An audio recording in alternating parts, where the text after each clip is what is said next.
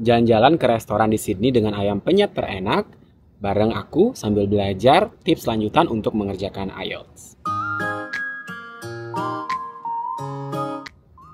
Tips yang pertama dalam mengerjakan listening.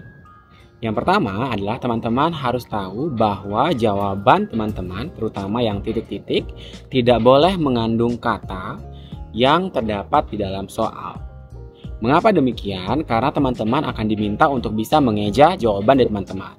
Jika jawaban teman-teman mengandung kata yang ada di soal, teman-teman tidak perlu mengeja, teman-teman hanya tinggal melihat jawaban yang ada di soal saja.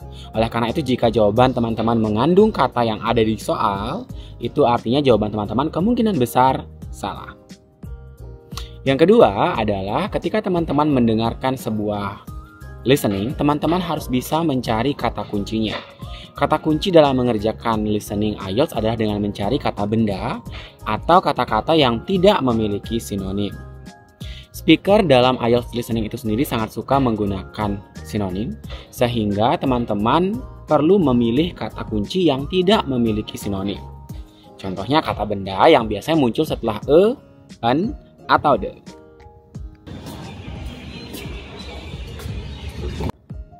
Nah, yang selanjutnya adalah ketika teman-teman merasa bahwa semua jawaban yang tersedia di IELTS, terutama dalam pilihan ganda itu disebutkan, biasanya jawaban yang tepat adalah jawaban yang kedua atau jawaban yang terakhir. Pembicara dalam IELTS listening itu sendiri sangat suka mengecoh, jadi jawaban pertama yang disampaikan biasanya adalah jawaban yang salah. Namun ini biasanya, bukan selalu. Karena kadang pada kasus-kasus kecil jawaban yang benar adalah jawaban yang pertama. Tapi biasanya yang benar adalah jawaban yang kedua atau jawaban yang terakhir disebutkan. Nah, untuk bagian reading, terutama ketika teman-teman mengerjakan true, false, atau not given, ataupun yes, no, not given, semua pilihan tersebut teman-teman harus gunakan.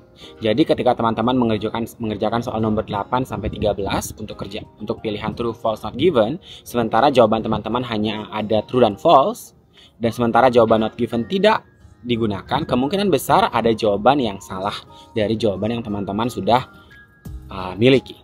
Itu untuk true, false, dan not given.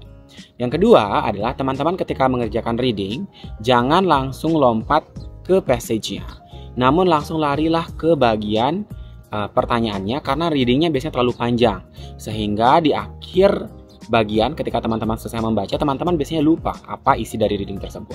Sehingga menurut saya lebih efektif jika teman-teman melihat soalnya dulu, lalu kemudian ke passage-nya.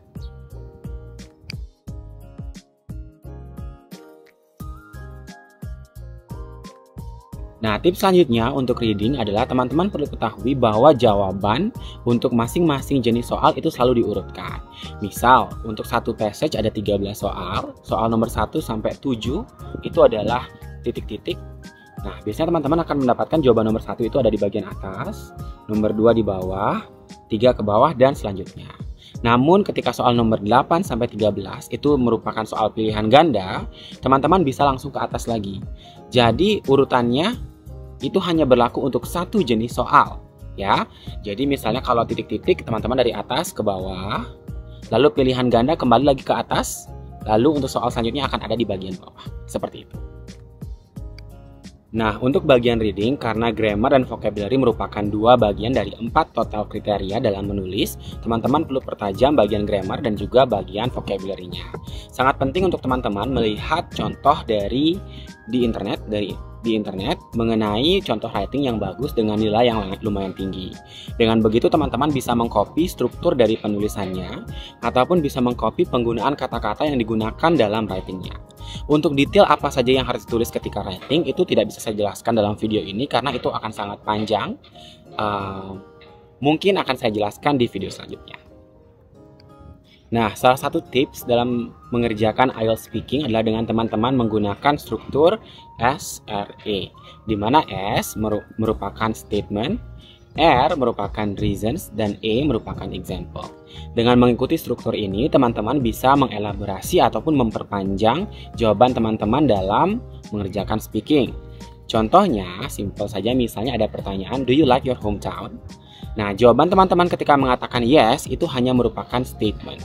Teman-teman perlu memberikan lagi alasan kenapa teman-teman menyukai kampung halaman teman-teman. Misalnya, yes, I like my hometown. My hometown is a cold place, and I'm really into cold places. I feel like when I'm in a cold place, I can just lay down in bed, and then I can also enjoy the warmth when wearing the blanket. Misalnya seperti itu. Selanjutnya, teman-teman bisa memberikan contoh. Contoh ini sendiri bisa digunakan dalam bentuk pengalaman. Misalnya, last time when I went to visit my hometown, it was super cold. It was like around 18 degrees Celsius at that time, and I felt like it was the perfect time for me to lay down in bed and to enjoy the time without doing anything. Misal seperti itu, ya. Nah, itu dia tips dalam mengerjakan IELTS dari saya yang sudah mengerjakan IELTS sebanyak 3 kali. Sampai ketemu lagi di video selanjutnya. Bye!